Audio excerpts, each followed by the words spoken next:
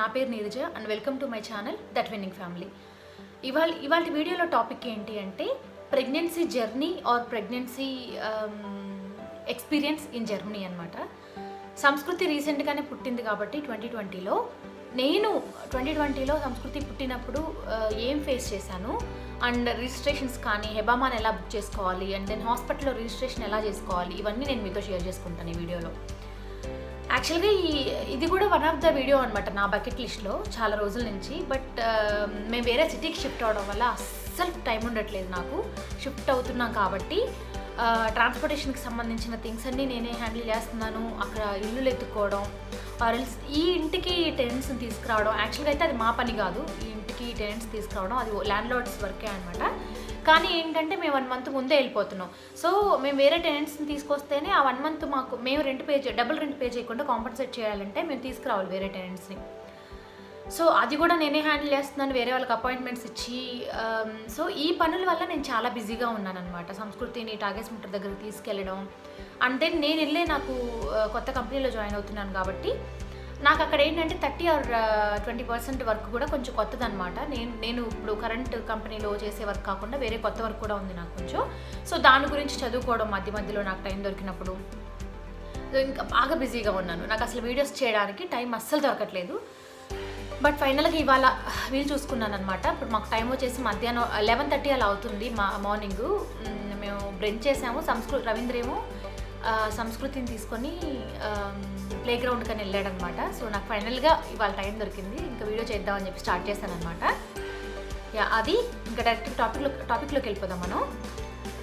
Pregnancy journey or pregnancy experience అంటే నా experience in journey అంటే దేంతో స్టార్ట్ చేయొచ్చు అని అంటే గైనకాలజిస్ట్తో స్టార్ట్ చేద్దాం మనం. మీరు ఒకవేళ ఇండియా నుంచి ఇక్కడికి కొత్తగా వచ్చినట్టయితే ఓకే, మీరు పిల్లలకు ప్లాన్ చేసుకుందాం అనుకుంటున్నారు ఆర్ఎల్స్ మీరు ఆల్రెడీ ప్రెగ్నెన్సీలో ఉండగానే ఇక్కడికి వచ్చారు ఇండియా నుంచి 3rd or 4th మంత్లో ఉన్నప్పుడు మీరు గైనకాలజిస్ట్ని కన్సల్ట్ అవుతారు కదా, లేడీ డాక్టర్ని. అప్పుడు ఏంటంటే మీరు వాళ్ళకి అపాయింట్మెంట్ బుక్ చేసుకోవడానికి కాల్ చేసినప్పుడు ఆబ్వియస్గా అంత ఈజీగా అయితే అపాయింట్మెంట్ దొరకదనమాట. ఎందుకంటే మీరు ఫస్ట్ విజిట్ కాబట్టి వాళ్ళ దగ్గరికి మీరు ఆల్రెడీ పేషెంట్ అయి ఉంటే వాళ్ళకి కొంచెం విదిన్ ఎ డేలో అపాయింట్మెంట్ దొరుకుతుంది. బట్ మీరు ఫస్ట్ టైం కాబట్టి కొంచెం టైం పడుతుంది అపాయింట్మెంట్ దొరకడానికి. బట్ అలా కాకుండా అంత స్ట్రిక్ట్ అయితే ఏం కాదు. మీరు ఎమర్జెన్సీ కేసులో ఉంటే మీకు వాళ్ళు ఇస్తారు అపాయింట్మెంట్. మీ సిచ్యువేషన్ చెప్పాలన్నమాట వాళ్ళు. అంటే ఫర్ ఎగ్జాంపుల్ ప్రెగ్నెన్సీ వచ్చి మీరు 3rd మంత్లో ఉన్నప్పుడు కొంతమందికి బ్లీడింగ్ అవ్వడం ఇలాంటివి జరుగుతూ ఉంటాయి కదా, అలాంటి కేసులు మీరు చెప్పాలన్నమాట వాళ్ళకి. నాకు ఇలా బ్లీడింగ్ అవుతుంది, నాకు ఇమీడియట్గా కావాలి అపాయింట్మెంట్ అంటే కంపల్సరీగా వాళ్ళు మీకు ప్రిఫరెన్స్ ఇస్తారు. అండ్ దెన్ మీకు అపాయింట్మెంట్ కూడా ఇస్తారు. అంటే 1 మంత్ వరకు వెయిట్ ఏం చేయరు. బట్ ఓస్ట్ కేసులో వాళ్ళ దగ్గర అపాయింట్మెంట్స్ లేవు అసలు అని అనుకున్నప్పుడు వాళ్ళు ఏం చేస్తారంటే ఇలాంటి కేసెస్లో మిమ్మల్ని ఎమర్జెన్సీ హాస్పిటల్కి వెళ్ళమంటారు అనమాట. అండ్ బట్ దెన్ ఇలాంటి ఎమర్జెన్సీ హాస్పిటల్కి వెళ్ళినప్పుడు ఏంటంటే వాళ్ళు ఫస్ట్ మిమ్మల్ని అడిగే క్వశ్చన్ ఏంటంటే మీ హౌస్ ఆర్ట్స్ ఎవరైనా అడుగుతారు. అవును, జర్నీలో హౌస్ ఆర్ట్స్ ఉండడం చాలా ఇంపార్టెంట్ అండ్ చాలా బెటర్, అంటే మంచిది కూడా ఉండడం. మీకు అంటే హాస్పిటల్ వర్క్ కానీ అపాయింట్మెంట్స్ కానీ చాలా ఈజీగా అవుతాయి అనమాట. సో మీరు జర్నీ రాగానే as soon as possible house arts దగ్గర రిజిస్టర్ అవ్వడం బెటర్ అనమాట. సో మీరు ఒకవేళ అపాయింట్మెంట్ దొరకకపోయినా సరే you don't need to worry. వాళ్ళు మీకు సజెస్ట్ చేస్తారు ఎక్కడికి వెళ్ళాలి అని చెప్పి. ఎమర్జెన్సీ హాస్పిటల్కి వెళ్ళమంటారు. ఎమర్జెన్సీ హాస్పిటల్లో కూడా ఒకవేళ మాకు హౌస్ ఆర్ట్స్ లేరు, మేము రీసెంట్గానే వచ్చాము అని అన్నా కానీ నో ప్రాబ్లం, వాళ్ళు తీసుకుంటారు, మిమ్మల్ని అడ్మిట్ చేసుకుంటారు. బట్ అడుగుతారు హౌస్ ఆర్ట్స్ లెటర్ అనేది ఉంటే బెటర్ అనమాట. అంటే ఈజీగా ట్రీట్మెంట్ మీ హిస్టరీ ఆల్రెడీ హౌస్ ఆర్ట్స్ దగ్గర ఉంటుంది కాబట్టి వాళ్ళు ఇంకా ఫర్దర్ ఇన్వెస్టిగేషన్స్ ఎక్కువ ఏం చేయకుండా డైరెక్ట్గా మీ ఉన్న ప్రాబ్లంకి వెళ్ళిపోవచ్చు కదా. అలా కాకుండా మీకు హౌస్ ఆర్ట్స్ లేకపోతే మళ్ళీ మీ హిస్టరీ అంతా తిరగేయాలి మిమ్మల్ని అడిగి. సో అదే అనమాట, తీసుకుంటారు ఈజీగానే ఒకవేళ హౌస్ ఆర్ట్స్ లేకపోయినా. సో మీరు గైనకాలజిస్ట్ దగ్గరికి వెళ్తారు కదా, ఒకవేళ మీరు పిల్లలకి ప్లాన్ చేసుకోవాలని వెళ్తే గైనకాలజిస్ట్ దగ్గరికి, అప్పుడు గైనకాలజిస్ట్ ఏం చేస్తుందంటే మీ బ్లడ్ చెక్ చేసి ఆర్ఎల్స్ మీకు యూట్రస్ మొత్తం చెక్ చేసేసి అల్ట్రాసౌండ్ చేసేసి మొత్తం ఓకేనా అని చెప్తారనమాట. చెప్పి మీ బ్లడ్లో కూడా ఒకవేళ రుబేలాకి సంబంధించిన యాంటీబాడీస్ ఉన్నాయా లేదా అని చెక్ చేస్తారు. రుబేలాకి అంటే చికెన్ బాక్స్ కూడా అనుకుంటా. ఒకవేళ ఈ యాంటీబాడీస్ కనుక మీ బ్లడ్లో లేకపోతే వాళ్ళు మీకు ఇమీడియట్గా వ్యాక్సినేషన్ ఇస్తారు. వ్యాక్సినేషన్ ఇచ్చి మీకు ఏం చెప్తారంటే 3 months వెయిట్ చేయమంటారు పిల్లలకి ప్లాన్ చేసుకోవడానికి. ఈ వితిన్ 3 monthsలో ఏంటంటే ఇంకా మీకు ఫోలిక్ యాసిడ్ ఇస్తారు. ఒకవేళ మీ బ్లడ్లో ఐరన్ తక్కువ ఉంటే ఐరన్ టాబ్లెట్స్ కూడా ఇస్తారు. సో ఈ టాబ్లెట్స్ ఇచ్చి అండ్ దెన్ మీకు రుబేలా వ్యాక్సినేషన్ ఇచ్చి 3 months వెయిట్ చేయమని చెప్పి తర్వాత పిల్లలకు ప్లాన్ చేసుకోమంటారనమాట. ఇది పిల్లలకు ప్లాన్ చేసుకునే వాళ్ళ కేసు. ఒకవేళ మీరు పిల్లలకి ఆల్రెడీ ప్లాన్ చేసుకున్నారు, ప్రెగ్నెన్సీ వచ్చింది, మీరు ఇక్కడికి వచ్చేసరికి అండ్ దెన్ మీరు గైనకాలజిస్ట్ దగ్గరికి వెళ్ళారు ప్రెగ్నెన్సీ 3rd మంత్తోనే. అప్పుడు వాళ్ళు ఏం చేస్తారంటే మీరు ప్రెగ్నెన్సీయా అని చెప్పి కన్ఫర్మేషన్ కోసం కూడా వెళ్తుంటే ఒకవేళ డాక్టర్ దగ్గరికి ఇమీడియట్గా వాళ్ళు ప్రెగ్నెన్సీ టెస్ట్ చేస్తారు, బ్లడ్ టెస్ట్ చేస్తారు, అండ్ దెన్ యూరిన్ టెస్ట్ చేస్తారు. బ్లడ్లో అండ్ యూరిన్లో హెచ్సిజీ లెవెల్స్ చూస్తారు ఎంత ఉన్నాయని చెప్పి. అవి అంటే ఆ పర్టికులర్ డేకి, ఫర్ ఎగ్జాంపుల్ మీరు 3rd మంత్లో ఉంటే ఆర్ 2nd మంత్లో ఉంటే 2nd మంత్లో ఎన్ని హెచ్సిజీ లెవెల్స్ ఉండాలో అన్ని హెచ్సిజీ లెవెల్స్ ఉన్నాయా అని చెప్పి చెక్ చేస్తారు. చెక్ చేసిన తర్వాత అల్ట్రాసౌండ్కి వెళ్తారు. అల్ట్రాసౌండ్కి వెళ్ళిన తర్వాత మొత్తం ఓకే అని చెప్పిన తర్వాత మీ బ్లడ్ టెస్ట్ చేసేటప్పుడు కూడా మీకు వాళ్ళు మీ బ్లడ్లో రుబేలాకు సంబంధించిన యాంటీబాడీస్ ఉన్నాయా లేదా అని చెక్ చేస్తారు. మళ్ళీ చెక్ చేసి ఒకవేళ మీకు రుబేలాకు సంబంధించిన యాంటీబాడీస్ కనుక లేకపోతే, మీరు ఇండియా నుంచి వచ్చారు కాబట్టి మీకు మన దగ్గర రుబేలాకు సంబంధించిన వ్యాక్సినేషన్ ఇస్తారో లేదో నాకు అంత ఐడియా లేదు. మీకు ఒకవేళ రుబేలాకు సంబంధించిన యాంటీబాడీస్ కనుక మీ బ్లడ్లో లేకపోతే వాళ్ళు అప్పుడు దే కాంట్ డూ ఎనీథింగ్, అంటే వ్యాక్సినేషన్ ఇవ్వకూడదు అనమాట ప్రెగ్నెన్సీలో ఉన్నప్పుడు. అప్పుడు వాళ్ళు ఏం చేస్తారంటే మీకు కొన్ని మెజర్స్ చెప్తారు. అంటే కిండర్ గార్డెన్కి వెళ్ళే పిల్లలు కొంచెం దూరంగా ఉండమని చెప్పి కొన్ని జాగ్రత్తలు చెప్తారనమాట రుబేలా వ్యాధి సోకకుండా. ఎందుకంటే రుబేలా వ్యాధి అనేది పిల్లల దగ్గర నుంచి ఎక్కువ వస్తుందన్నమాట, కిండర్ గార్డెన్కి వెళ్ళే పిల్లల దగ్గర నుంచి. సో వాళ్ళకు కొంచెం దూరంగా ఉండమని చెప్తారు మిమ్మల్ని. వాళ్ళు అప్పుడు ఇంకా అదే చేయగలుగుతారనమాట. అదర్ దెన్ దట్ వాళ్ళు వ్యాక్సినేషన్ అయితే మీకు ఇవ్వకూడదు ఆ టైంలో, అది బేబీకి డేంజర్ అనమాట. ఎందుకంటే రుబేలా అనేది చాలా డేంజర్. ఎందుకంటే ఒకవేళ మీకు కనుక ప్రెగ్నెన్సీలో ఉన్నప్పుడు రుబేలా వ్యాధి కనుక సోకితే మీకు మీ పుట్టబోయే బిడ్డకి కూడా లోపాలతో పుట్టే ఛాన్స్ ఉంటుంది. సో అది చాలా డేంజర్ అనమాట రుబేలా వ్యాధి. అప్పుడు మీరు చాలా జాగ్రత్తగా ఉండడం బెటర్. మీకు డాక్టర్ ఆబ్వియస్గా చెప్తుంది మీరు ఎలాంటి జాగ్రత్తలు తీసుకోవాలని చెప్పి. సో అది అంటే మీరు బ్లడ్ టెస్ట్ చేస్తారు, మీరు ప్రెగ్నెన్సీ కన్ఫర్మ్ అయ్యి ఒకవేళ వెళ్తే యూరిన్ టెస్ట్ చేస్తారు, మొత్తం ఓకేనా అని చెప్పి చెకప్ చేస్తారనమాట. ఒకవేళ మీరు ఫస్ట్ మంత్లోనే వెళ్ళుంటే, అంటే మీ పీరియడ్ మిస్ అయిన తర్వాత డాక్టర్ దగ్గరికి వెళ్ళుంటే చెకప్ కోసం అని చెప్పి, అప్పుడు మీకు లోపల ఎగ్గు ఇమీడియట్గా స్కానింగ్లో కనిపించాలి అనేది లేదనమాట. అది డిపెండ్స్ ఆన్ డే కూడా. ఫర్ ఎగ్జాంపుల్ మీరు 28 డేస్కే వెళ్తే 30 డేస్కే వెళ్తే ఇంకా ఇంప్లాంటేషన్ అవి ఉండకపోవచ్చు. అప్పుడు డాక్టర్ ఏం చెప్తుందంటే హెచ్సిజీ లెవెల్స్ కొంచెం తక్కువ ఉన్నాయి, అండ్ దెన్ ఇంకా ఎగ్ ఇంప్లాంట్ అవ్వలేదు, నెక్స్ట్ వీక్ అలా చెక్ చేద్దాం మళ్ళీ అని చెప్పొచ్చు. సో అప్పుడు ఏంటంటే మళ్ళీ చెక్ చేసిన తర్వాత 1 వీక్ తర్వాత చెక్ చేస్తే అప్పుడు ఇంప్లాంట్ అయ్యి ఉండొచ్చు ఎగ్.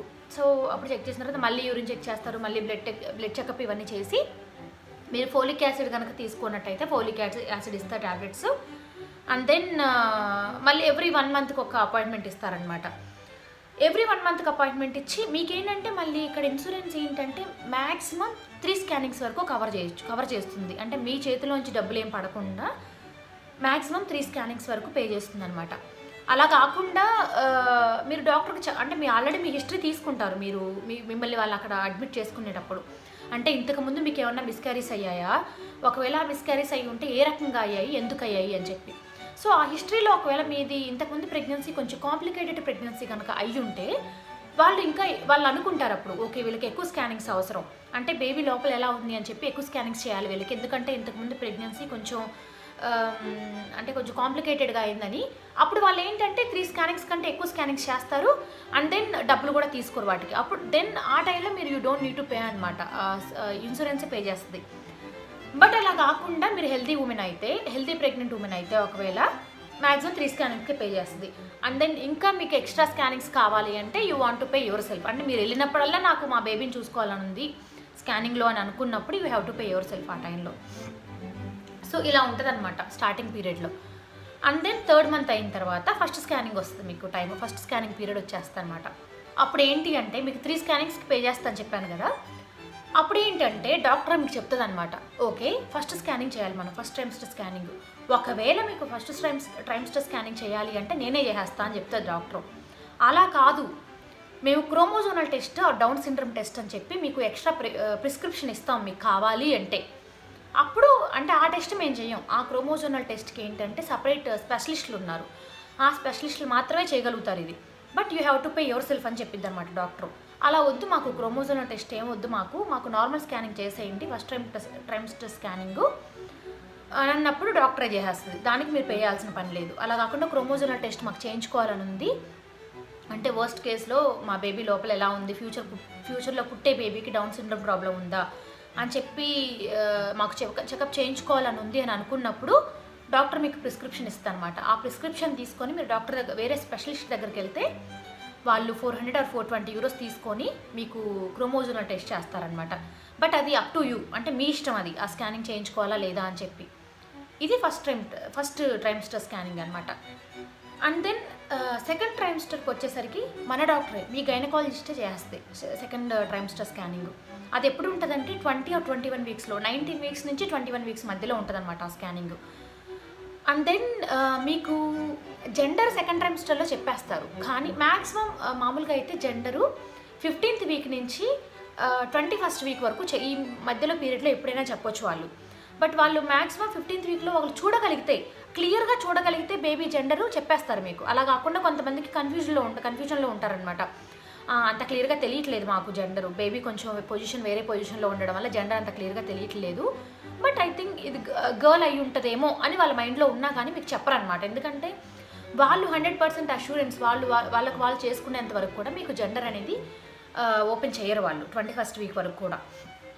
బట్ అలా కాదు, వాళ్ళు క్లియర్గా ఉంటే 15th వీక్లోనే చెప్పేస్తారు. సో అది సెకండ్ ట్రైమిస్టర్ అనమాట. అండ్ దెన్ మీకు థర్డ్ ట్రైమిస్టర్ స్కానింగ్ వచ్చేసి 29th వీక్ నుంచి 32 వీక్స్ మధ్యలో చేస్తారు. ఈ స్కానింగ్ కంటే ముందు మీకు ప్రెగ్నెన్సీ డయాబెటిక్ టెస్ట్ ఒకటి చేస్తారనమాట. అంటే ప్రెగ్నెన్సీలో థర్డ్ ట్రైమిస్టర్లో మీకు డయాబెటీస్ ఉందా లేదా, అంటే గ్యాస్ట్రెన్షనల్ డయాబెటీస్ ఉందా లేదా అని చెప్పి చెక్ చేస్తారనమాట. 28th వీక్లో చెక్ చేస్తారు దాన్ని. అది చాలా ఇంపార్టెంట్. అంటే ఆ టెస్ట్ ఎలా చేస్తారు అంటే మీకు థర్డ్ ట్రైమిస్టర్లో ఏంటంటే ఒకవేళ డయాబెటీస్ ఉంటే మిమ్మల్ని కార్బ్స్ కానీ రైస్ తినడం కానీ లేకపోతే షుగర్కి సంబంధించిన ఫుడ్స్ అన్నీ తగ్గించమని చెప్తారనమాట.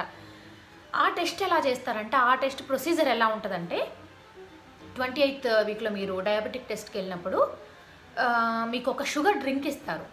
ఆ షుగర్ డ్రింకు 400 ml అలా ఉంటుందన్నమాట. చాలా తియ్యగా ఉంటుంది ఆ డ్రింకు.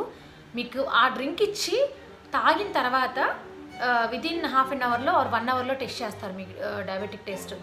ఆబ్వియస్గా ఎవరికైనా సరే అంత షుగర్ డ్రింక్ తాగిన తర్వాత బ్లడ్లో షుగర్ లేని వాళ్ళకు కూడా షుగర్ చూపిస్తుంది షూర్గా. సో కొంతమందికి అది కూడా చూపించదు అనమాట. 2 స్టేజెస్ ఉంటాయి అన్నమాట ఇందులో. ఫస్ట్ స్టేజ్లో ఏంటంటే షుగర్ డ్రింక్ తాగిన తర్వాత మీకు డయాబెటిక్స్ టెస్ట్ చేస్తారు. ఆబ్వియస్గా మ్యాక్సిమం అందరికీ షుగర్ లెవెల్స్ చూపిస్తుంది. అందులో షుగర్ లెవెల్స్ చూపించిన తర్వాత అందులో షుగర్ లెవెల్స్ చూపించినట్టయితే ఒకవేళ వాళ్ళు సెకండ్ టైం టెస్ట్ కూడా రమ్మంటారనమాట. సెకండ్ టైం టెస్ట్ ఏంటంటే 3 hours టెస్ట్. అది అంటే మీరు అప్పుడు డ్రింక్ చేసిన తర్వాత 3 hours వెయిట్ చేయమంటారు. ఫస్ట్దేమో 1 hour or 30 minutes అనుకుంటా. సెకండ్ టెస్ట్ ఏమో డ్రింక్ తాగిన తర్వాత 3 hours వెయిట్ చేయమంటారు. ఆ 3 hours తర్వాత కూడా మీ బ్లడ్లో షుగర్ కనుక ఉన్నట్టయితే దాన్ని గ్యాస్ట్రెన్షనల్ డయాబెటీస్ కింద మీకు డయాగ్నోస్ చేస్తారు వాళ్ళు. చేసేసి అప్పటి నుంచి మీకు ఒక డైట్ ప్లాన్ చెప్తారు వాళ్ళు. ఇలా తినాలి అని చెప్పి ఈ జాగ్రత్తలు తీసుకోవాలి అని చెప్పి.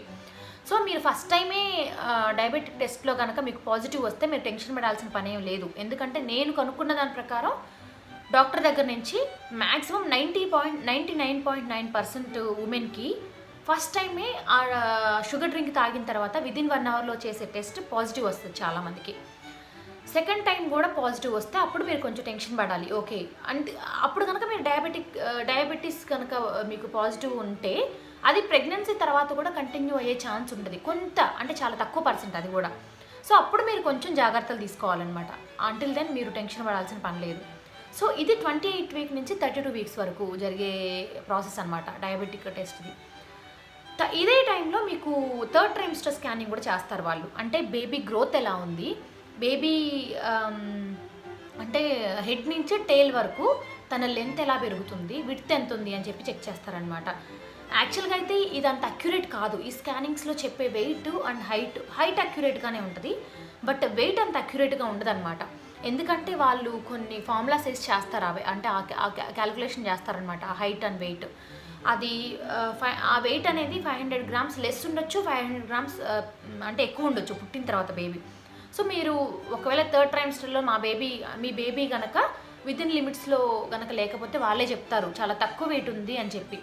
అలా కాకుండా వాళ్ళకు ఒక లిమిట్స్ ఉంటాయి అన్నమాట, టాలరెన్స్ ఉంటుంది. ఆ టాలరెన్స్లో కనుక ఉంటే వాళ్ళే చెప్తారు మీకు నో ప్రాబ్లం అని చెప్పి. సో మీరు నెట్లో గూగుల్లో సెర్చ్ చేసి మీరు ఇంత ఉండాలి అని అంటే మీరు బట్ మీ స్కానింగ్లో బేబీ వెయిట్ కనుక కొంచెం తక్కువ చూపిస్తే మీరు టెన్షన్ పడతారు ఆబ్వియస్గా. బట్ టెన్షన్ పడాల్సిన పని లేదు.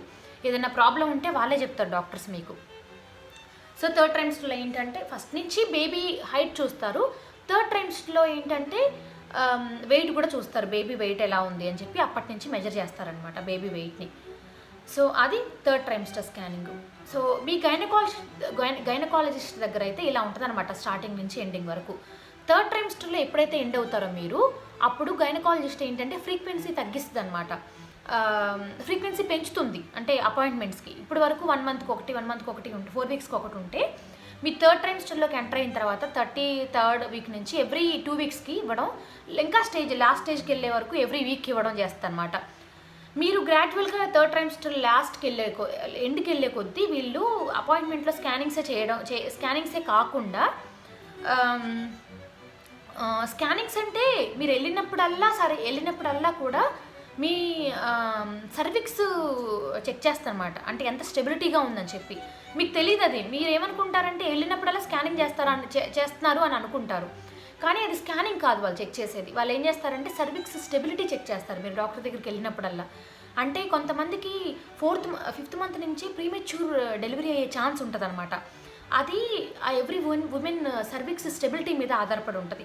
సో మీరు వెళ్ళినప్పుడల్లా కూడా డాక్టరు మీ సర్విక్స్ స్టెబిలిటీ ఎలా ఉంది అని చెక్ చేస్తారు. ఒకవేళ సర్విక్స్ స్టెబిలిటీ కనుక బాగాలేదు అంటే చాలా తొందరగా డెలివరీ అయ్యే ఛాన్స్ ఉంది వీళ్ళకి, 6th మంత్ నుంచే డెలివరీ అయ్యే ఛాన్స్ ఉంది అని వాళ్ళకి తెలిస్తే కనుక స్కానింగ్లో వాళ్ళు నెక్స్ట్ వేరే ప్రొసీజర్స్ ఫాలో అవుతారు. అంటే సర్విక్స్ క్లోజ్ చేయడం కానీ, స్టిచెస్ వేసి బేబీ బయటికి రాకుండా దానికి వేరే ప్రొసీజర్స్ ఉన్నాయి, అవి ఫాలో అవుతారనమాట. సో దాని గురించి కూడా మీరు టెన్షన్ పడాల్సిన పని లేదు. అండ్ దెన్ అది ఆ సర్విక్స్ స్టెబిలిటీ అనేది లాస్ట్ వరకు కూడా చెక్ చేస్తారు. అండ్ థర్డ్ ట్రైమ్స్టర్ మీరు ఎండ్కి వెళ్ళే కొద్దీ ఏంటంటే వాళ్ళు ఇలా ఈ సర్విక్స్ స్టెబిలిటీయే కాకుండా బేబీ ఎంత డ్రాప్ అయింది కిందకి, అంటే దాన్ని కానల్స్ అంటారనమాట. ఏ కానల్లో ఉంది బేబీ, ఫస్ట్ కానల్లో ఉంటే కనుక బేబీ సర్విక్స్ దగ్గరకు వచ్చేస్తే కనుక బేబీ ఆల్రెడీ చాలా కిందకి డ్రాప్ అయినట్టు అనమాట. అది కూడా చెక్ చేస్తారు మీరు థర్డ్ ట్రైమ్స్టర్లో. వాళ్ళు మీకు చెప్తారు ఓకే బేబీ ఇంతవరకు డ్రాప్ అయింది అని చెప్పి చెప్తారనమాట. But it is not depends, అంటే ఇది మీకు ఈజీ డెలివరీ అవుతుంది అని చెప్పడానికి లేదు. అంటే ఇది ఇంత కిందకు వచ్చింది కాబట్టి మీకు చాలా తొందరగా డెలివరీ అవుతుంది అని చెప్పడానికి లేదనమాట. ఇది డెలివరీ మీద డెలివరీ అనేది దీని మీద డిపెండ్ అయ్యి ఏమీ లేదనమాట. అంటే cervix stability or baby drop అయిన దాన్ని ఎంత కిందకి డ్రాప్ అయింది అనే దాని మీద ఆధారపడైతే ఏమి ఉండదు మీ లేబర్ అనేది. అండ్ దెన్ థర్డ్ ట్రైమ్స్టర్ లాస్ట్లో ఏంటంటే మీకు బేబీ హార్ట్ బీట్ ఎలా ఉంది, హార్ట్ రేట్ ఎలా కొట్టుకుంటుంది, అండ్ దెన్ కాంట్రాక్షన్స్ కూడా స్టార్ట్ అవుతున్నాయా అని చెప్పి చెక్ చేస్తారనమాట. ఎందుకంటే లాస్ట్ వీక్స్లోకి వెళ్ళే కొద్ది మీకు బ్రాక్స్టన్ హిక్స్ అని చెప్పి అవి ఫేక్ కాంట్రాక్షన్స్ అనమాట. జస్ట్ మిమ్మల్ని డెలివరీకి ప్రిపేర్ చేస్తుంది. అంటే అలాంటి మధ్యలో అలా కాంట్రాక్షన్స్ వచ్చి మీకు డెలివరీకి ప్రిపేర్ చేస్తుంది అనమాట మీ బాడీ. అలా కాంట్రాక్షన్స్ వస్తాయి అనమాట. అవన్నీ వస్తున్నాయా లేదా అని చెప్పి చెక్ చేస్తాను మీకు వెళ్ళినప్పుడల్లా లాస్ట్ అపాయింట్మెంట్స్లో. సో ఇలా ఉంటుంది మీ గైనకాలజిస్టు ఎండ్ వరకు. అంటే ఆమెతో ఆమె దగ్గర మీరు వెళ్ళే అపాయింట్మెంట్స్ అన్నీ, ఆ ఎక్స్పీరియన్స్ అంతా ఇలా ఉంటుంది అనమాట. తనే మీకు చెప్తుంది కూడా. అంటే మీరు అడుగుతుంది మిమ్మల్ని మీరు ఏ హాస్పిటల్లో డెలివరీ చేద్దాం అనుకుంటున్నారు మీ బేబీని అని కూడా అడుగుతుంది తను. అప్పుడు మీరు అడగొచ్చు తన్నే మీరు ఏ హాస్పిటల్ ప్రిఫర్ చేస్తారు, మీ సజెషన్ ఎలా ఉంది అని చెప్తే తను చెప్తుంది అనమాట. ఈ హాస్పిటల్లో ఎలా ఉంటుంది, ఈ హాస్పిటల్లో ఎలా ఉంటుంది అని చెప్పి.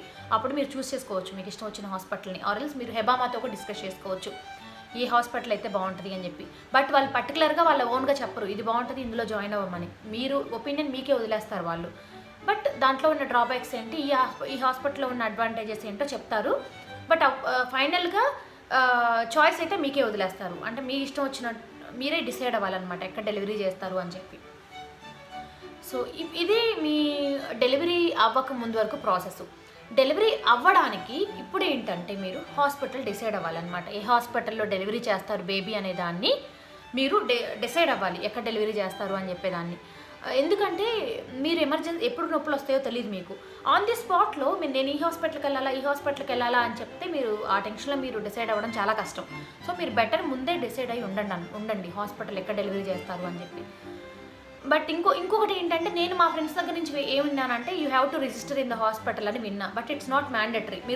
మీరు ముందే రిజిస్టర్ అవ్వాల్సిన పనేం లేదు హాస్పిటల్లో.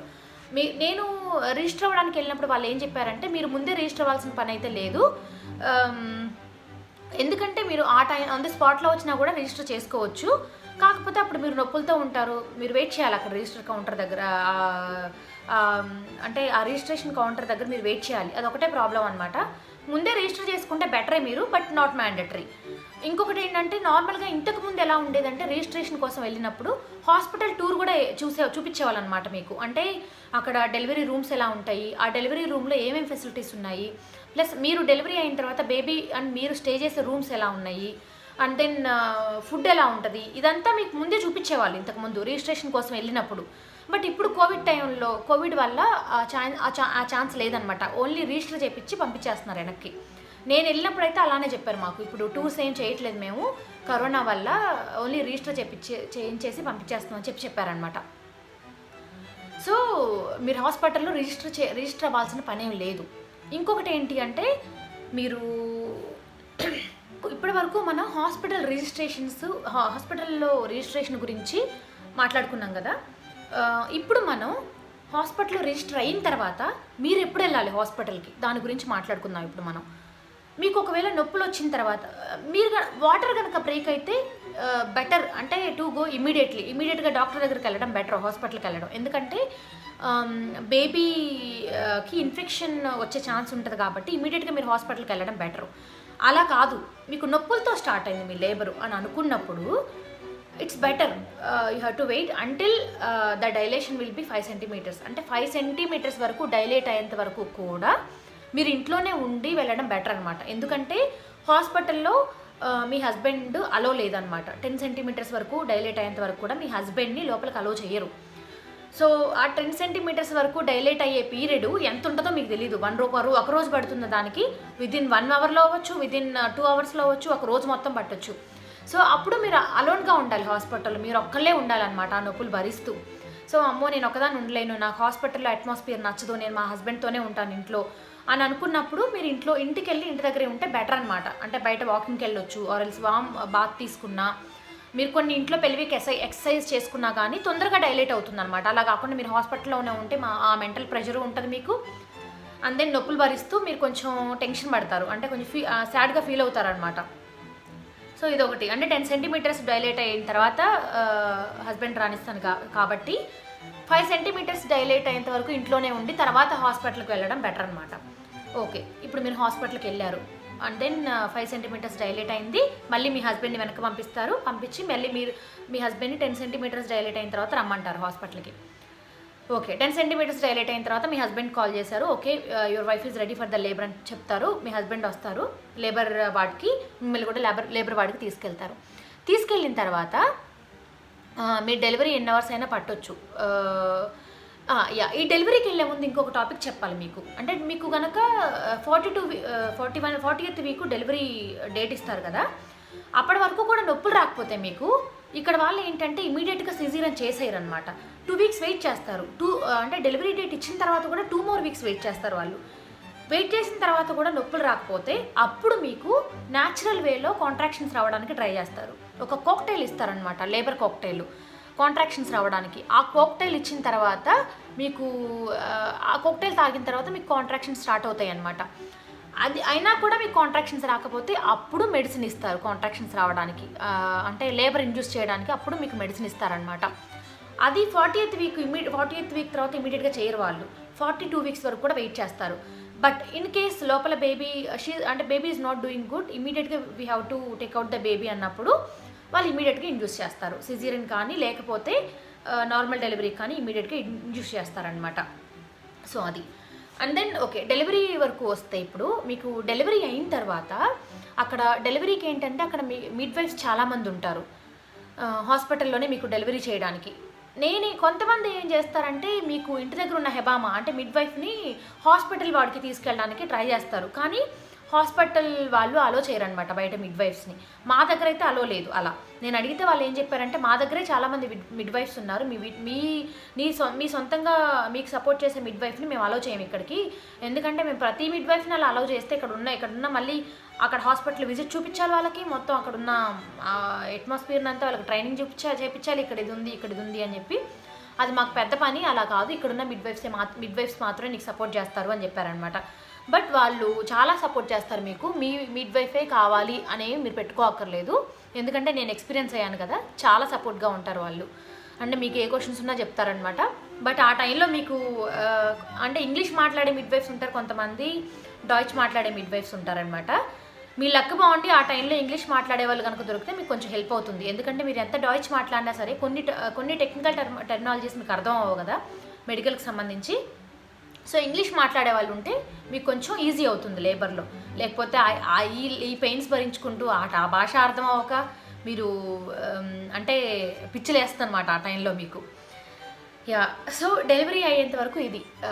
డెలివరీ అయిన తర్వాత స్టోరీ ఏంటి అంటే, బేబీ బయటకు వచ్చిన తర్వాత మిమ్మల్ని అడుగుతారు, అంబలికల్ కార్డ్ మీరు కట్ చేస్తారా, అంటే మీ హస్బెండ్ చేత కట్ చేపిస్తారా, ఆర్ ఎల్స్ మేమే కట్ చేయాలా అని చెప్పి. ఎందుకంటే కొంతమందికి బ్లడ్ వీటన్నిటిని చూస్తే కొంచెం అంటే భయం వేస్తుంది కదా, సో అడుగుతారు మిమ్మల్ని, మీరు కట్ చేస్తారా మేమే కట్ చేయాలా అని చెప్పి. ఒకవేళ మీ హస్బెండ్ నేను కట్ చేస్తా అంబలికల్ కార్డ్ బేబీ నుంచి మదర్ నుంచి అని అన్నప్పుడు మీరే కట్ చేయొచ్చు అనమాట. దాని తర్వాత ఏంటంటే ఇమీడియట్గా వాళ్ళు చేసే పని బేబీని మదర్కి ఇస్తారనమాట. అంటే mother body to body touch అవ్వడానికి అని చెప్పి మదర్కి ఇస్తారు. అలా ఒక 1 hour half an hour baby latching అంటే ట్రై చేస్తుందా లేదా అని చెప్పి చూస్తారు. చూసిన తర్వాత బేబీని తీసుకొని ఇమీడియట్గా మదర్ దగ్గర నుంచి ఆ బేబీ మీద ఉన్న అంటే అమ్నియోటిక్ ఫ్లూయిడ్ కానీ తన బాడీ మీద ఉన్న లిక్విడ్స్ కానీ మొత్తం క్లీన్ చేసేసి ఇమీడియట్గా డైపర్ వేసేస్తారు బేబీకి ముందు. సో డైపర్ వేసిన తర్వాత బేబీని అప్పుడు ఫాదర్కి ఇస్తారనమాట. తర్వాత నాకు స్టిచెస్ వేస్తారు, అండ్ స్టిచెస్ వేసారనమాట తర్వాత నాకు. సో ఈ ప్రాసెస్ అంతా స్టిచెస్ వేసే ముందు వాళ్ళు మీకు అంటే లోకల్ అనెస్థీషియా కూడా ఇస్తారు. అండ్ దెన్ ఈ ప్రాసెస్ మొత్తం అవ్వడానికి నాకు సంస్కృతి 12:30కి పుడితే ఈ ప్రాసెస్ అంతా అవ్వడానికి నాకు తెల్లవారుజామున 3:30 అయిందనమాట.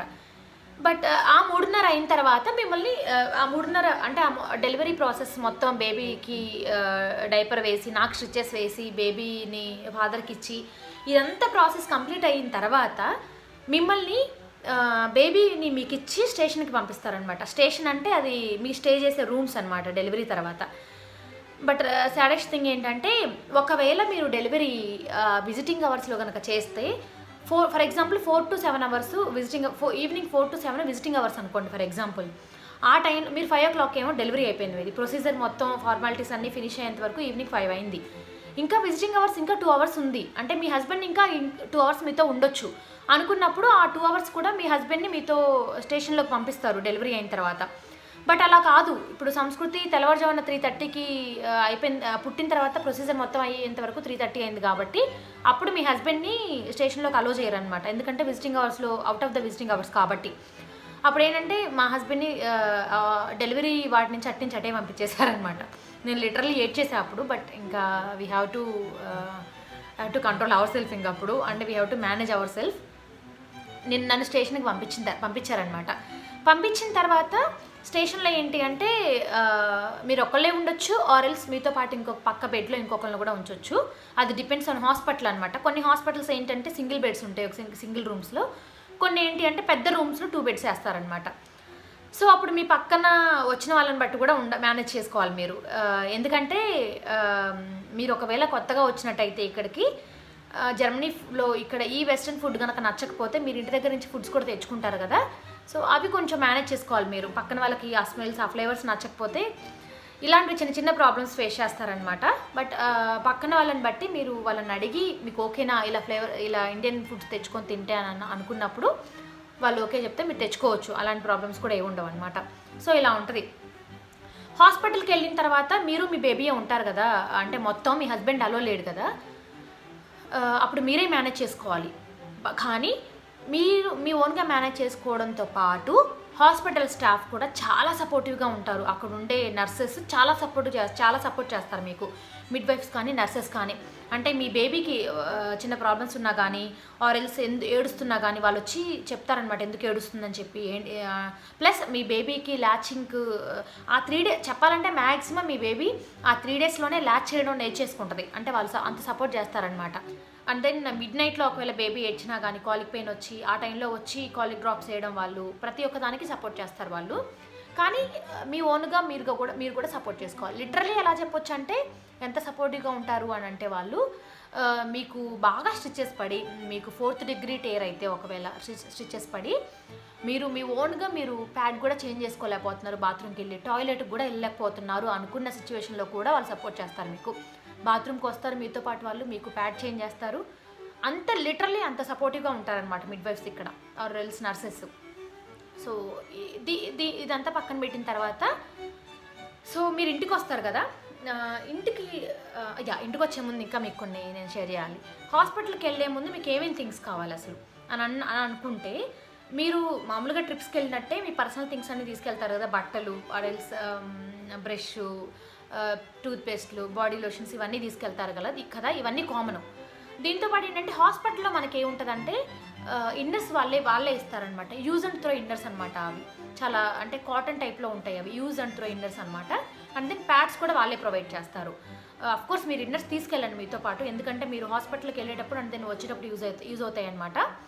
బట్ అక్కడ ఉన్నప్పుడు మీరు ఇన్నర్స్ వాళ్ళే యూజ్ చేసుకోవచ్చు, యూజ్ అండ్ త్రో అనమాట అవి. బట్ ఇంకా మిగిలిన స్టఫ్ అంతా మీరు తీసుకెళ్ళాలి మీతో పాటే.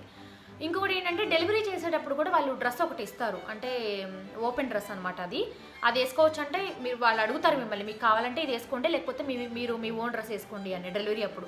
అది మీ ఇష్టం. నేనైతే వాళ్ళ డ్రెస్సే వేసుకున్నాను, ఎందుకంటే అది చాలా కంఫర్ట్గా ఉంటుంది మనకి. అండ్ దెన్ బేబీకి సంబంధించిన స్టఫ్ ఏం తీసుకెళ్ళాలంటే హాస్పిటల్కి డైపర్స్ వాళ్ళే ఇస్తారు బేబీకి సంబంధించి. అండ్ దెన్ బేబీకి సంబంధించిన మీరు బట్టలు ఏంటంటే ఒకటి టవల్ ఒకటి తీసుకెళ్ళాలి, బెడ్షీట్ ఒకటి తీసుకెళ్ళాలి.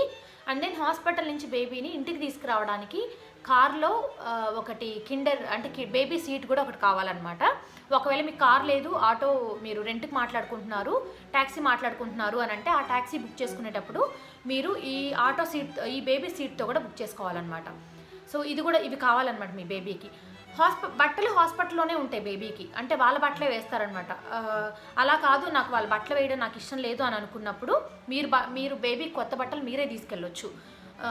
అంటే మీరు చెప్పొచ్చు అనమాట వాళ్ళకి, మాకు అంటే ఆల్రెడీ వేసిన బట్టలు మాకు వద్దు, మేము బట్టలు తెచ్చుకున్నాం ఆల్రెడీ బేబీకి, ఇవే వేయండి అని. కానీ వాళ్ళు ఒకటి చెప్తారు మీకు, ఇవి కొత్త బట్టలు అయితే ఒకవేళ ప్రిఫర్ చేయరనమాట వాళ్ళు వేయడానికి.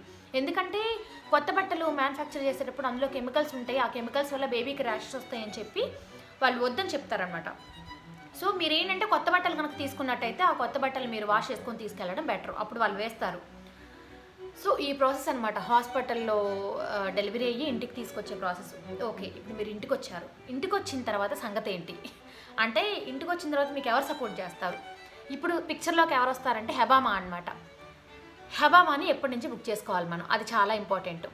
మేము విలేజ్లో ఉంటున్నాం కాబట్టి లక్కీగా నాకు 4th monthలో 5th monthలో హెబామా దొరికింది మాకు, అంటే ఆన్లైన్లో బుక్ చేసుకోవడం వల్ల. బట్ నేను వేరే ఫ్రెండ్స్ దగ్గర నుంచి విన్న దాని ప్రకారం అయితే హెబామా అంత ఈజీ కాదు దొరకడం, 2nd or 3rd month నుంచి బుక్ చేసుకున్నా కూడా. సో నేనైతే మీకు 3rd month నుంచే బుక్ చేసుకోండి ఆర్ 2nd month నుంచే బుక్ చేసుకోండి అని చెప్తాను నేను మీకు, అంటే బెటర్ అనమాట. హెబామాని ఎక్కడ బుక్ చేసుకోవాలి, అది మెయిన్ ఇంపార్టెంట్ అనమాట. hebama.de అని ఒక వెబ్సైట్ ఉందన్నమాట. అందులోకి వెళ్తే మీరు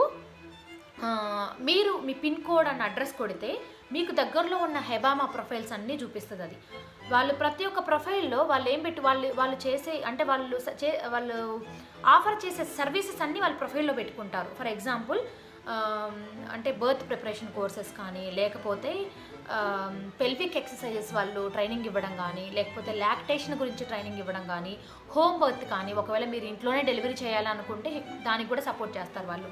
బట్ అది కొంతమంది. సో ఇవి వాళ్ళ ప్రొఫైల్లో పెట్టుకుంటారు. ఆ ప్రొఫైల్ని బట్టి మీకు నచ్చిన పాయింట్స్ని బట్టి మీరు హెబామాని బుక్ చేసుకోవచ్చు అనమాట. ఓకే, హెబామాని బుక్ చేసుకున్నారు మీరు. ఇప్పుడు నెక్స్ట్ సంగతి ఏంటి అంటే, హెబామా ఏంటంటే మీకు 6th or 5th month నుంచి ఇంటికి వచ్చి విజిట్ చేస్తా అనమాట. విజిట్ చేసి మీ ప్రెగ్నెన్సీ బెల్లీని మెజర్ చేస్తూ ఉంటుంది. అంటే every month or every week belly grow అవుతుందా లేదా, అంటే ఆ వీక్కి గ్రో అవ్వాల్సినంత గ్రో అవుతుందా లేదా, ఆర్ ఎల్స్ ఆ మంత్కి గ్రో అవ్వాల్సినంత గ్రో అవుతుందా లేదా. And then baby heart rate check చేస్తుంది. అండ్ దెన్ మీ సర్విక్స్ ఎంత స్టెబిలిటీగా ఉంది అని కూడా చెక్ చేసే ఛాన్స్ ఉంది. కొంతమంది హెబామాస్ అందరు చెక్ చేయరు. అది చెక్ చేసిన తర్వాత మీరు మీకు ఇంకా అంటే ఎలాంటి జాగ్రత్తలు తీసుకోవాలి, డెలివరీ దగ్గరలో పడే కొద్దీ ఎలాంటి ఎక్సర్సైజ్ చేస్తే మీకు నార్మల్ డెలివరీకి ఈజీ అవుతుంది అని చెప్పి ఇలాంటివి కూడా చెప్తున్నాను అనమాట తను. ఇదంతా డెలివరీ అయ్యే ముందు వరకు. తను ఇంకా డెలివరీకి ముందు మీకు అంటే పెల్విక్ ఎక్సర్సైజ్ ఎలాంటి ఎక్సర్సైజెస్ చేయాలి, అండ్ దెన్ ఫర్ ఎగ్జాంపుల్ హింబిరెట్ టీ అంటారనమాట వీళ్ళు. ఆ టీ తాగితే మీకు డెలివరీ కాంట్రాక్షన్స్ రావడానికి చాలా ఈజీ అవుతుందన్నమాట. ఇలాంటి టీలు కొన్ని చెప్తారు మీకు వాళ్ళు, అంటే డెలివరీ కొంచెం ఈజీ అంటే తొందరగా రావడానికి. అంటే 40th వీక్ దాటిన తర్వాత కూడా డెలివరీ అవ్వకపోతే మీకు వాళ్ళు కొన్ని టీ నేమ్స్ చెప్తారనమాట. అవి తాగండి, కొంచెం తొందరగా డెలివరీ అవుతుంది అని చెప్తారు 40th వీక్ దాటిన తర్వాత కూడా డెలివరీ అవ్వకపోతే. అండ్ దెన్ డెలివరీ అయిన తర్వాత సంగతి ఏంటి, డెలివరీ అయిన అండ్ దెన్ ఇంకొకటి మీకు చెప్పాల్సిన పాయింట్ ఏంటి అంటే, మీకు డెలివరీ దగ్గర పడే కొద్దీ మీకు కొంచెం డయేరియా అవ్వటం, మోషన్స్ అవ్వడం ఇలాంటి ఫేస్ చేస్తారనమాట. ఇలాంటివి ఫేస్ చేస్తారనమాట. ఎందుకంటే మీ స్టమక్ మజిల్స్ కొంచెం లూజ్ అవ్వడం స్టార్ట్ అవుతాయి అనమాట. ఎందుకంటే your body is preparing you for the delivery. అంటే డెలివరీకి మీ బాడీ మిమ్మల్ని ప్రిపేర్ చేస్తుంది. ఆ టైంలో మీకు ఏంటంటే కొంచెం డయేరియా అయ్యే ఛాన్సెస్ ఉన్నాయి. అప్పుడు మనం ఏ టాబ్లెట్స్ అంటే లూజ్ మోషన్స్ అయ్యే ఛాన్సెస్ ఉన్నాయి అనమాట. అప్పుడు మనం ఏ టాబ్లెట్స్ పడితే అవి వాడకూడదు. అప్పుడు ఏంటంటే హెబామా మీకు కొన్ని టీ నేమ్స్ చెప్తుంది. దాన్ని మాగెన్ టీ అంటారనమాట. నేను తీసుకొచ్చాను ఆల్రెడీ ఎగ్జాంపుల్ చూపించడానికని. సో ఇది మాగెన్ టీ అంటారనమాట. దాన్ని మీకు రివర్స్లో కనిపిస్తున్నట్టుంది. సో దీన్ని మాగెన్ టీ అంటారనమాట, MAGEN. ఈ మాగెన్ టీ ఏంటంటే, ఈ మాగెన్ టీ తాగిన తర్వాత, మాగెన్ అంటే స్టమక్ అనమాట. స్టమక్ని కొంచెం కూల్గా చేసే టీ అనమాట ఇది. ఈ టీ తాగితే మీకు లూజ్ మోషన్స్ ఇమీడియట్గా తగ్గుతాయి. ఇది ప్రెగ్నెన్సీ లేడీస్కే కాదు, అందరికీ పనికొస్తుంది అనమాట ఈ టీ తాగిన తర్వాత మీ స్టమక్ కనుక అప్సెట్ అయి ఉంటే లూజ్ మోషన్స్ అవ్వడం కానీ, లేకపోతే కొంచెం పెయిన్గా ఉండడం కానీ, ఇలా డయేరియా అలాంటివి ఉంటే కనుక ఇమీడియట్గా తగ్గిపోద్ది ఈ టీ తాగితే ఒక రోజులో. సో ఇలాంటివి సజెస్ట్ చేస్తాను అనమాట హెబామా. అంటే ఇలాంటివే కాకుండా ఇది ఇప్పుడు డెలివరీ వరకు ఉన్న తతంగం అనమాట. డెలివరీ తర్వాత ఎలా ఉంటుందంటే ఇంటికి వస్తుంది హెబామా. డెలివరీ తర్వాత ప్రెగ్నెన్సీ ముందు ఏంటంటే హెబామా మీ ఇంటికి రాకపోవచ్చు కూడా. ఈ కరోనా వల్ల వర్చువల్ సపోర్ట్ చేస్తున్నారు చాలామంది హెబామాస్, అంటే మీకు ఆన్లైన్లోనే సపోర్ట్ చేస్తున్నారనమాట. బట్ డెలివరీ తర్వాత చాలా అవసరం కాబట్టి, మ్యాండేటరీ కాబట్టి అప్పుడు వాళ్ళు ఇంటికి వస్తారు, షూర్గా విజిట్ చేస్తారనమాట. విజిట్ చేసి వచ్చిన తర్వాత మీకు ఎలాంటి సపోర్ట్ చేస్తారంటే, వాళ్ళు బేబీ కనుక ఒకవేళ సరిగా హాస్పిటల్లో చెప్పాను కదా మ్యాక్సిమం ల్యాచింగ్ నేర్చుకుంటుంది బేబీ అని. ఒకవేళ ల్యాచింగ్ కనుక సరిగా నేర్చుకోకపోతే హాస్పిటల్లో ఇంటికి వచ్చిన తర్వాత మీకు సపోర్ట్ చేసేది హెబామానే. అంటే బేబీ సరిగా ల్యాచింగ్ చేస్తుందా లేదా అని చెప్పి సపోర్ట్ చేస్తుంది అనమాట. ఒకవేళ సరిగా ల్యాచ్ చేయకపోతే, అది నిప్పులతో ప్రాబ్లం ఉంది అని అనుకున్నప్పుడు హెబామా ఏం చేస్తుందంటే మీకు నిప్పుల్ షీల్డింగ్ కూడా తీసుకొస్తుంది కొన్ని. ఆ నిప్పుల్ షీల్డ్స్ ఏంటంటే నిప్పులకు పెట్టి అప్పుడు ట్రై చేపిస్తుంది బేబీని. ఓకే, ఆ నిప్పుల్ షీల్డింగ్ పెట్టిన తర్వాత కూడా బేబీ సరిగా ల్యాచ్ చేస్తుందా లేదా అని. అంటే ఆ నిప్పుల్ షీల్డింగ్ కొన్ని రోజుల వరకే వాడతారు, అంటే బేబీ సరిగా ల్యాచింగ్ నేర్చుకునేంత వరకు. వన్స్ ఆ ల్యాచింగ్ నేర్చుకున్నాక ఆ నిప్పుల్ షీల్డింగ్ తీసేసి నార్మల్గా పాలిచ్చేయచ్చు అనమాట మనం. అండ్ దెన్ అది కాకుండా మీకు పాలిచ్చే టైంలో ఏంటంటే మీ నిప్పుల్ క్రాక్స్ అయ్యి చాలా పెయిన్ వస్తుంది, బ్లీడింగ్ అయ్యే ఛాన్సెస్ కూడా ఉంటుంది. నిప్పుల్స్ కొంచెం డ్రై అయిపోయి హార్మోనల్ లెవెల్స్ వల్ల అది. అప్పుడు వాళ్ళు కొన్ని ఆయిల్స్ కూడా తీసుకొస్తారనమాట మీకు. ఈ ఆయిల్స్ మీరు నిప్పుల్కి అప్లై చేస్తే అంటే తొందరగా హీల్ అవుద్ది, క్రాంక్స్ అనేవి తొందరగా తగ్గుతాయి, డ్రైనెస్ కూడా తగ్గుతుంది అని చెప్పి అలాంటివి కూడా ఇస్తుంది హెబామా. ఇంకొకటి కొంతమంది హెబామాస్ ఏం చేస్తారంటే, నార్మల్గా అయితే ఇవన్నీ మనం ఓన్గా మనమే కొనుక్కోవాలి. కొంతమంది హెబామాస్ ఏం చేస్తారంటే వాళ్ళే కొనిచ్చి మీకు వాళ్ళు అక్కడ రాసుకుంటారు. అంటే మీ ఇన్సూరెన్స్ కార్డ్ నెంబర్ అడుగుతారు కాబట్టి ఇవి కూడా ఇన్సూరెన్స్లో యాడ్ చేయడానికి అని చెప్పి రాసుకుంటారనమాట వాళ్ళు. మా హెబామా అయితే అంతే చేసింది మాకు. అంటే మాకు కావాల్సినవి తనే కొనేసి మాకు ఇచ్చేసి తన నోట్లో రాసుకునేది అనమాట, ఏమేమి ఇచ్చానని చెప్పి. అవి ఇన్సూరెన్స్లో తనే కవర్ చేసుకునేది. కొంతమంది ఏంటంటే మీకే రిసిప్ట్ ఇస్తారు, మీరే ఓన్గా కొనుక్కోమని చెప్తారనమాట. బట్ అది మనం డబ్బులు పే చేసుకోవాలి అప్పుడు. బట్ లక్కీగా మా హెబామా కొంచెం సపోర్టివ్గా ఉందన్నమాట. ఇంకొకటి ఏంటంటే మీకు ఈ పోస్ట్ పార్టమ్ టైంలో హెబామా దేనికి సపోర్ట్ చేస్తా అంటే, మీకు ఒకవేళ పాలు సరిగా పడట్లేదు, బేబీకి పాలు సరిగా రావట్లేదు అని అనుకున్నప్పుడు కొన్ని టీ నేమ్స్ తను చెప్పి ఆ టీ తాగమని చెప్తుంది అనమాట. ఆ టీ తాగితే మీకు పాలు సరిగా పడతాయి అని చెప్పి. యాక్చువల్గా ఇది మన దగ్గర కూడా ఉంది. సోంపు అంటే ఫెన్షిల్ కానీ లేకపోతే మెంతులు ఇవన్నీ తాగితే పాలు బాగా పడతాయి అని చెప్పి చెప్తారు కదా, ఇది కూడా అదే టీలో అవే ఉన్నాయి అనమాట. బట్ మన దగ్గర ఇదే దాన్ని స్టిల్ సైట్ అంటారనమాట, దీన్ని స్టిల్ టే అంటారనమాట దీన్ని. ఈ టీ తాగితే ఏంటంటే మీకు పాలు తొందరగా పడతాయి. ఇందులో 5 హెబ్స్ ఉంటాయి మొత్తం. అంటే జిట్రోనే గ్రాస్ ఉంటుంది, మింట్ ఉంటుంది ఇందులో, అండ్ దెన్ ఫెన్జెల్ ఉంటుంది, అండ్ దెన్ ఫెనుగ్రీక్ సీడ్స్ ఉంటాయి, అంటే దానికి సంబంధించింది కూడా ఉంటుంది. ఈ 5 రకాల హెర్బ్స్ అన్ని కలిపి ఇందులో ఉంటాయి అనమాట. ఇది తాగితే పాలు తొందరగా పడతాయి అని చెప్తారు. బట్ లక్కీగా నాకు దీని అవసరం అయితే ఏం రాలేదు, ఎందుకంటే నాకు ఈ టీ మా జర్మన్ కొలిగి ఇచ్చింది అనమాట గిఫ్ట్ కింద. బట్ నేను ఎప్పుడు తాగలేదు దీన్ని. అంటే పాలు తాగితే పాలు ఎంత పడతాయో కూడా నాకు తెలియదు అనమాట, అంత ఎక్స్పీరియన్స్ లేదు నాకు. బట్ షూర్గా హెల్ప్ అవుతుందని అయితే విన్నా నేను. సో ఈ టీ కూడా మీరు తాగండి. అంటే మీకు పాలు పడడం, ఒకవేళ పాలు తక్కువ ఉంటే ఇది కూడా హెబామానే సజెస్ట్ చేస్తుంది అనమాట మీకు. అండ్ దెన్ ఇంటికి వచ్చి హెబామా ఇంకా మీకు ఏం చెక్ చేస్తా అంటే బేబీ బొడ్డు సరిగ్గా హీల్ అవుతుందా, అది దానంతరగా అది బొడ్డు తనంతరగా అదే ఊడిపోయేంత వరకు కూడా ఏమన్నా ఇన్ఫెక్షన్స్ వచ్చే ఛాన్స్ ఉందా బేబీకి అని చెప్పి కూడా చెక్ చేస్తుంది. చెక్ చేసి మీకు కూడా స్టిచెస్ సరిగ్గా హీల్ అవుతున్నాయా లేదా, ఏమైనా ఇన్ఫెక్షన్ వచ్చే ఛాన్స్ ఉందా అని చెప్పి కూడా చూస్తుంది అనమాట తను. ఒకవేళ ఇన్ఫెక్షన్స్ సరిగా వచ్చే ఛాన్స్ ఉంటే ఆర్ఎల్స్ సరిగా స్టిచెస్ కనుక పడకపోతే మళ్ళీ వెళ్ళమంటుంది డాక్టర్ దగ్గరికి. తను నోట్ రాసిస్తుంది అనమాట, తనకి స్టిచెస్ సరిగా పడలేదు ఒకసారి చూడండి అని చెప్పి మళ్ళీ రాసిస్తుంది తన నోటు. హాస్పిటల్కి పంపిస్తుంది అనమాట తను మళ్ళీ. అంటే తను ఎప్పటి వరకు వస్తుందంటే హెబామా మీ బేబీ సాలిడ్ స్టార్ట్ చేసేంత వరకు వస్తుందన్నమాట. బేబీ సాలిడ్ స్టార్ట్ చేసేంత వరకు వచ్చి, అంటే సాలిడ్ స్టార్ట్ చేసే ముందు ఎలాంటి ఫుడ్స్ పెట్టాలి అని చెప్పి కూడా సజెస్ట్ చేస్తుంది మీకు. అండ్ దెన్ బేబీకి ఫస్ట్ బాత్కి కూడా తనే సపోర్ట్ చేస్తుంది. అంటే బేబీకి మనకి ఫస్ట్ అంత చిన్న బేబీని క్యారీ చేసి స్నానం చేయించడం చాలా కష్టం కదా. సో ఇంటికి వచ్చిన తర్వాత బేబీకి అసలు స్నానం ఎలా చేయించాలి అని చెప్పి కూడా మీకు ట్రైనింగ్ ఇస్తుంది అనమాట. బేబీకి మసాజ్ ఎలా చేయించాలి ఇది కూడా ట్రైనింగ్ ఇస్తుంది మీకు హెబామా. ఇవన్నీ అంటే నేను నా ప్రెగ్నెన్సీ వచ్చి సంస్కృతి కడుపులో పడినప్పటి దగ్గర నుంచి తను బయటకు వచ్చి తనకి సాలిడ్స్ అలవాటయ్యేంత వరకు కూడా నేను ఫేస్ చేసిన జర్నీ అనమాట. అంటే నేను ఎక్స్పీరియన్స్ అయిన జర్నీ అనమాట ఇదంతా.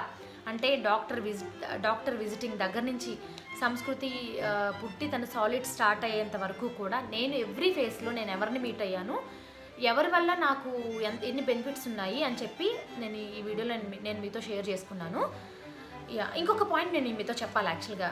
అదేంటంటే మన దగ్గర చెప్తారు కదా, చాలా ప్రెగ్నెన్సీ కన్ఫర్మ్ అయిన తర్వాత ఇది తినకూడదు అది తినకూడదు అని చెప్తారు కదా, బరువులు ఎత్తకూడదు అని చెప్తారు కదా. ఇక్కడ అలా కాదనమాట, అన్నీ తినమని చెప్తారు. మన దగ్గర ఫర్ ఎగ్జాంపుల్ పైనాపిల్ తినొద్దు అంటారు, పపాయ తినొద్దు అంటారు. యాక్చువల్గా పైనాపిల్ తింటే అది నిజమే కాంట్రాక్షన్స్ వస్తాయని చెప్పి. బట్ పైనాపిల్ తింటే ఎప్పుడు కాంట్రాక్షన్స్ వస్తాయి అంటే 8 పైనాపిల్స్ తింటే అప్పుడు కాంట్రాక్షన్స్ వస్తాయి అన్నమాట మీకు. అంతేగాని 2 ముక్కలు 3 ముక్కలు తిన్నంత మాత్రాన్ని మీకు ఏం అవ్వదు. పైనాపిల్లో ఏదో ఒకటి ఉంటుంది అనమాట, అది మీకు కాంట్రాక్షన్స్ రావడానికి హెల్ప్ అవుద్ది అనమాట, కాంట్రాక్షన్స్ రావడానికి దారితీస్తుంది అనమాట. బట్ అది ఎప్పుడు 8 పైనాపిల్స్ అంటే 8 పైనాపిల్స్ తిన్నప్పుడు మాత్రమే అది మీకు కాంట్రాక్షన్స్ రావడానికి చేస్తుంది అనమాట. అంటిల్ దెన్ మీరు ఒక పైనాపిల్ తిన్నా ఏం కాదు అంటే మన దగ్గర అలా చెప్తారు. బట్ అది మిత్ అనమాట. పైనాపిల్ కూడా తినొచ్చు మన దగ్గర. ఇంకా సెసమి సీడ్స్ తినొద్దు అంటారు, అది మన వెదర్ కండిషన్స్ని బట్టి సెసమి సీడ్స్ తినొద్దు అంటారు. బట్ నేనైతే అన్నీ తిన్నాను చెప్పాలంటే. సెసమి సీడ్స్ తిన్నా, పపాయ తిన్నా, పైనాపిల్ తిన్నా, అన్నీ తిన్నా నేను. ఎందుకంటే పపాయ నుంచి కొన్ని బెనిఫిట్స్ ఉన్నాయి మనకి, పైనాపిల్ నుంచి కొన్ని బెనిఫిట్స్ ఉన్నాయి. సెసమీ సీడ్స్ తింటే చాలా కాల్షియం ఉంటుంది, అది మీకు బేబీ గ్రోత్కి చాలా ఇంపార్టెంట్ అనమాట. అవన్నీ తిన్నా నేను. అండ్ దెన్ నేను ఫస్ట్ ట్రైమ్స్టర్లో జిమ్కి కూడా వెళ్ళాను, నేను రన్నింగ్ కూడా చేశాను అనమాట, జాగింగ్ కూడా వెళ్ళేదాన్ని. నేను మా ఆఫీస్లో నేను వర్క్ చేసే ఎన్విరాన్మెంట్లో నేను 7th ఫ్లోర్ వరకు కూడా వెళ్ళాలి. నేను యాక్చువల్గా అయితే గ్రౌండ్ ఫ్లోర్లో వర్క్ చేస్తాను, బట్ నేను 7th ఫ్లోర్ వరకు కూడా వెళ్ళాలి ఒక్కొక్కసారి. లిఫ్ట్ ఉంది మాకు, బట్ అయినా సరే నేను లిఫ్ట్ యూజ్ చేసేదాన్ని కాదు. ఎందుకంటే నేను ఇప్పుడు ప్రెగ్నెన్సీలో ఉన్నాను కాబట్టి నేను నడుచుకుంటూ వెళ్తే నాకు అది సపోర్ట్గా ఉంటుందని చెప్పి నేను ఫస్ట్ ట్రైమ్స్టర్ నుంచి కూడా నేను ఫస్ట్ ప్రెగ్నెన్సీ వచ్చినప్పటి నుంచి 3rd ట్రైమ్స్టర్ వరకు కూడా నేను 7 స్టెప్సే యూజ్ చేసేలేదాన్ని 7th ఫ్లోర్ వరకు కూడా. అంటే మా కొలీగ్స్ని మీట్ అవ్వడానికి, మా కస్టమర్స్ని మీట్ అవ్వడానికి కూడా నేను స్టెప్స్ యూజ్ చేసే వెళ్ళేదాన్ని అనమాట. బట్ అది అప్ టు యూ, అంటే హెల్త్ కండిషన్స్ బట్టి కూడా ఉంటుంది. ఒకవేళ మీకు ఇంతకుముందు మిస్క్యారేజెస్ అయితే కొంచెం జాగ్రత్తగా ఉండాలి అని అనుకుంటున్నప్పుడు బెటర్, అంటే ఇలాంటివన్నీ ఏం ఫాలో అవ్వకుండా ఉండడమే బెటర్ అనమాట. అలా కాకుండా మీది హెల్తీ ప్రెగ్నెన్సీ అయ్యి ఉంటే కనుక మీరు ఇష్టం వచ్చినట్టు నార్మల్ మనిషి నార్మల్ ఉమెన్ ఎలా ఉంటారో అలానే ఉండొచ్చు మీరు. యా, ఐ హోప్ నేను పాయింట్స్ అన్నీ కవర్ చేశానని అనుకుంటున్నాను ఈ వీడియోలో. మీకు కనుక ఈ వీడియో నచ్చినట్టయితే ప్లీజ్ లైక్ చేయండి, కామెంట్ చేయండి, మీకు తెలిసిన వాళ్ళకి ఫ్రెండ్స్కి రిలేటివ్స్కి షేర్ చేయండి. And please don't forget to subscribe to our channel. నేను వీడియోని క్లోజ్ చేసే ముందు ఇంకొకటి ఏం చెప్పాలి అంటే, మీకు కనుక ఏమైనా డౌట్స్ ఉంటే ప్రెగ్నెన్సీ రిలేటెడ్ కానీ, హెబామా రిలేటెడ్ కానీ, డెలివరీ రిలేటెడ్ కానీ, హాస్పిటల్లో రిజిస్ట్రేషన్స్ రిలేటెడ్ కానీ ఏ క్వశ్చన్స్ ఉన్నా సరే మమ్మల్ని కామెంట్ సెక్షన్లో అడగండి. మేము షూర్గా హెల్ప్ చేస్తాం. మీకు మా నెంబర్ ఇస్తాం డైరెక్ట్గా. ఫస్ట్ మా మెయిల్ ఐడి ఇస్తాము. మీరు మాకు మెయిల్ చేసిన తర్వాత మా నెంబర్ ఇస్తాము. డైరెక్ట్గా మేము మీకు కాల్ చేసి మాట్లాడతాం. అంటే ఈ చాటింగ్లు ఇవన్నీ చాలా అంటే అది ఫాస్టెస్ట్ వే కదా, మీకు కాల్ చేసి మాట్లాడడం బెటర్ కదా. సో మేము షూర్గా మీకు కాల్ చేసి మాట్లాడి మీకు సపోర్ట్ చేస్తాము. ఇవే కాకుండా ఇంకా జర్మనీలో బేబీ పుట్టిన తర్వాత రిజిస్ట్రేషన్స్ అన్నీ ఏం చేయాలి, ఎలా చేయాలని కూడా మీకు షూర్గా సపోర్ట్ చేస్తాం మేము. అండ్ దెన్ మీరు చూస్తున్నారు వీడియో, కానీ మాకేంటంటే లైక్స్ చేయడం, అండ్ దెన్ అన్లైక్ అయినా అవ్వండి, అది డిస్లైక్ అయినా అవనివ్వండి, లైక్ అయినా అవనివ్వండి, ఏదైనా సరే మాకు చాలా ఇంపార్టెంట్ అనమాట. మీరు లైక్ చేస్తేనే మా వీడియో ఎక్కువ మంది సజెషన్స్లోకి వెళ్తుంది అనమాట. అది డిస్లైక్ అయినా సరే, లైక్ అయినా సరే, కామెంట్ చేసినా కూడా మా వీడియో ఎక్కువ మంది సజెషన్స్లోకి వెళ్తుంది. So I'm requesting you, like చేయండి అండ్ కామెంట్ చేయండి. అంతే guys, thanks for watching. Bye and will see you in the next video.